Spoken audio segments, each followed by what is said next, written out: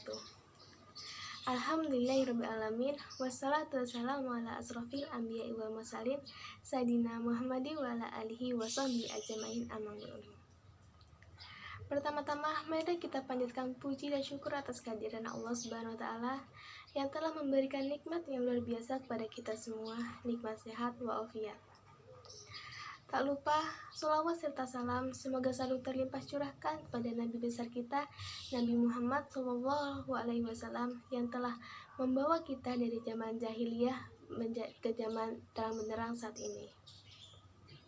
Saya, Lita Widayanti, mahasiswa IGN Madura, Prodi Ekonomi Syariah, kelas C, akan presentasikan tugas ujian tengah semester mata kuliah Pendidikan Akhlak Tasawuf yang diampu oleh Bapak Muhammad Kholik Wardi, MHI.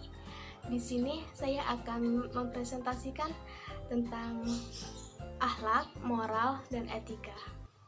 Baik, yang pertama saya akan menjelaskan tentang akhlak. Akhlak berasal dari bahasa Arab yaitu akhlak yang merupakan bentuk jamak dari kata khuluq yang berarti budi pekerti, tingkah laku, tabiat, dan perangai. Akhlak adalah keadaan jiwa seseorang yang mendorong dirinya untuk melakukan perbuatan-perbuatan tanpa melalui pertimbangan pikiran terlebih dahulu. Perbuatan akhlak merupakan perbuatan yang timbul dari dalam diri seseorang tanpa ada paksaan dari orang lain. Rasulullah SAW diutus oleh Allah Subhanahu wa taala untuk memperbaiki akhlak manusia. Mengapa Allah mengutus Rasulullah untuk memperbaiki akhlak manusia? Karena akhlak merupakan fondasi penting untuk orang-orang yang beragama dalam melakukan kegiatan sehari-hari. Ciri-ciri akhlak yaitu akhlak adalah keadaan dan potensi diri yang bersifat tetap pada diri seseorang. Yang kedua, akhlak bersandar pada kehendak bebas. Dan yang ketiga, akhlak ini bisa dihukumi dan dinilai. Barusan sudah membahas tentang pengertian akhlak, ciri-ciri akhlak, dan seberapa penting akhlak dalam kehidupan manusia. Dan selanjutnya tentang ruang lingkup akhlak. Ruang lingkup akhlak ini ada 6, yaitu akhlak kepada Allah Subhanahu wa taala. Seperti kita beribadah kepada Allah Subhanahu wa taala, sholat, berzikir, berdoa, dan melakukan apa yang diperintahkan oleh Allah dan menjauhi larangannya. Yang kedua, akhlak kepada diri sendiri. Misalnya kita harus memiliki sifat yang sabar. Bagaimana kita bisa mengatasi emosi kita, nafsu kita, dan kita harus bisa menerima musibah apapun yang menimpa pada diri kita. Dan yang ketiga yaitu akhlak kepada keluarga.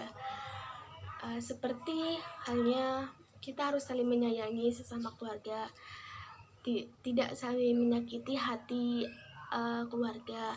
Misalnya menyakiti dengan cara kita berkomunikasi. Meskipun dengan keluarga, kita harus menjaga komunikasi kita. Kita harus sopan dalam berkomunikasi sama manusia. Akhlak yang ketiga yaitu akhlak kepada lingkungan. Seperti halnya kita biasanya di jalan itu sambil berjalan, terus ada daun, kita biasanya iseng sambil memetik daun itu. Itu perbuatan akhlak yang tidak baik terhadap lingkungan. Misalnya juga membuang sampah sembarangan, itu merupakan akhlak yang tidak baik. Dan yang keempat, akhlak kepada tetangga. Misalnya menjenguk tetangga yang sedang sakit dan tidak mengeluarkan suara yang keras pada saat siang hari, takutnya mengganggu tetangga yang sedang istirahat. Dan akhlak yang keenam, yang terakhir, yaitu akhlak kepada kepemimpinan. Misalnya kita harus sopan kepada pemimpin kita jika kita bawahannya.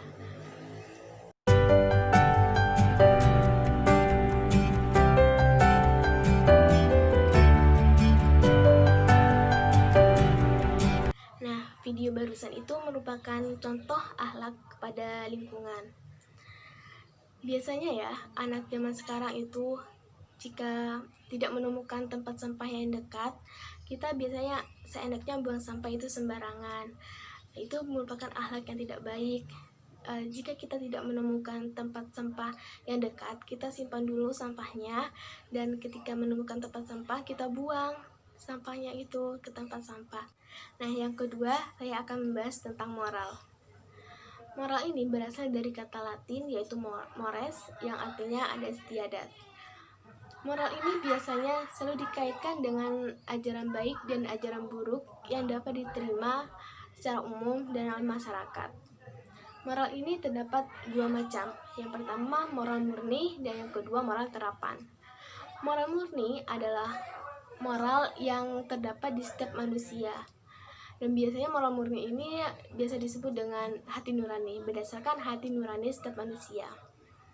Nah, yang kedua yaitu moral terapan, yang merupakan moral yang didapatkan dari berbagai ajaran-ajaran, teori-teori, misalnya filosofi, agama, dan adat.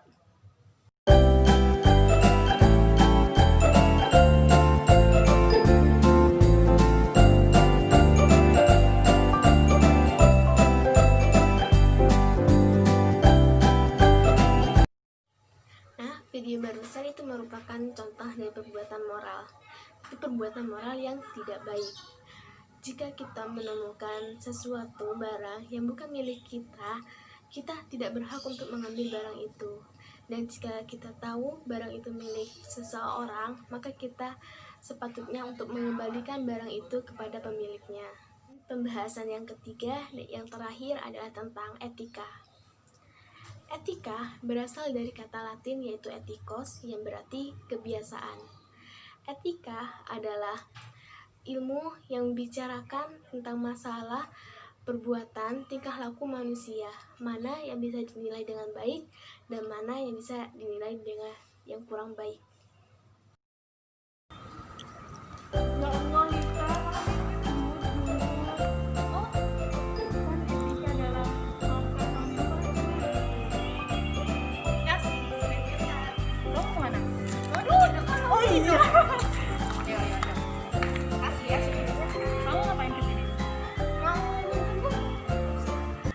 Contoh video barusan itu merupakan contoh dari perbuatan etika yang tidak baik.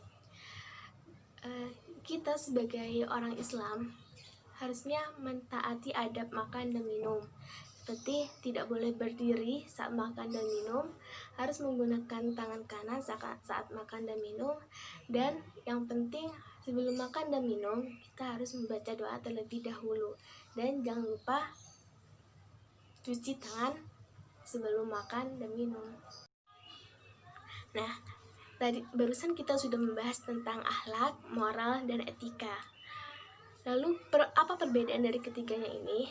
Perbedaan dari ketiganya ini dilihat dari cara kita menilai perbuatan baik buruknya itu. Maksudnya, jika kita berpikir dari akhlak, itu untuk menilai perbuatan baiknya itu berdasarkan Al-Quran dan hadis.